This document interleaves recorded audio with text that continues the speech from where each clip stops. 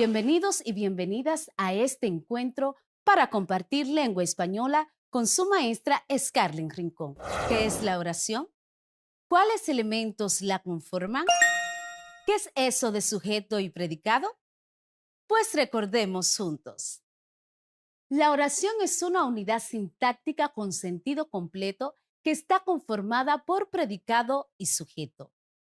El sujeto es quien efectúa la acción o de quien se dice algo, y el predicado especifica la acción que realiza el sujeto o lo que se dice del sujeto. Asimismo, en el predicado siempre se encuentra el verbo. Por ejemplo, Andrea, que es el sujeto, juega con sus amigos en el patio, que es el predicado. Es decir, que la oración es un conjunto de palabras con sentido completo y que se forma por la unión del sujeto, que es de quien se habla en la oración, y el predicado, que es aquello que se dice del sujeto.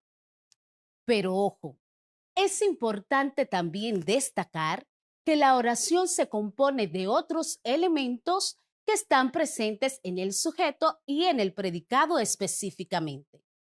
¿A qué me refiero con esto?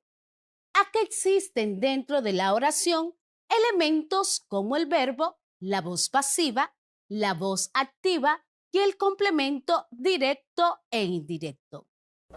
¿Alguna vez habías escuchado los términos de voz pasiva y voz activa en español? ¿No? Pero primero debemos conocer qué es la voz gramatical. La voz gramatical es la categoría gramatical asociada al verbo, que indica la relación semántica entre el sujeto, el verbo y el objeto, que permite decidir si el sujeto es agente o es pasivo.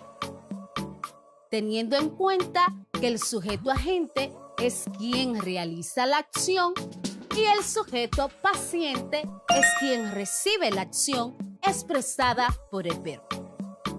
Por ejemplo, en la siguiente oración, el niño tira piedras. La palabra niño es el sujeto agente porque él es quien realiza la acción de tirar piedras. El sujeto paciente hace referencia a la persona o cosa que se ve afectada por la acción realizada por el sujeto. Por ejemplo, en la oración, las manzanas fueron peladas por el niño, el sujeto paciente es las manzanas. Según la voz del verbo, las oraciones pueden ser pasivas y activas. Es necesario, para entender esto, que entiendas el significado de la palabra activo y la palabra pasivo. Activo se refiere a alguien que hace muchas cosas y con bastante energía. Pasivo entonces se refiere a alguien que permanece inactivo, dejando que las cosas ocurran sin su intervención. En este sentido, en términos de voz pasiva y activa, podemos decir entonces que la voz activa, el sujeto que realiza la acción, voz pasiva, el sujeto que recibe la acción. Una vez más, voz activa, el sujeto que realiza la acción, voz pasiva, el sujeto que recibe la acción.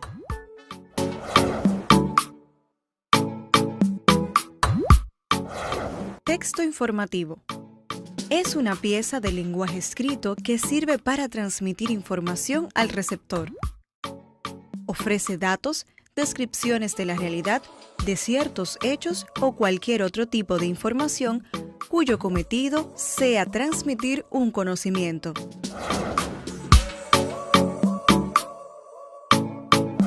En la introducción se da a conocer el tema a tratar y los objetivos que busca lograr el trabajo. En la segunda parte se pasa a desarrollar el tema o asunto, lo que puede ocupar varios párrafos. A lo largo de estos párrafos se va progresando en la información que recibe el destinatario. finalmente se llega a la conclusión, que resume todo lo dicho. ¿Recuerdas que te había dicho que íbamos a hablar de la infografía? Pues vamos a iniciar. La infografía es un tipo especial de texto expositivo explicativo a la que se le considera una representación gráfica de información, datos y conocimientos, así como también una colección de imágenes, gráficos y texto simple, que resume un tema para que se pueda entender fácilmente. La infografía usa elementos visuales fascinantes que impactan y comunican la información de forma clara y precisa, y es un medio o herramienta de comunicación basado en la imagen para una mejor comprensión de cualquier información.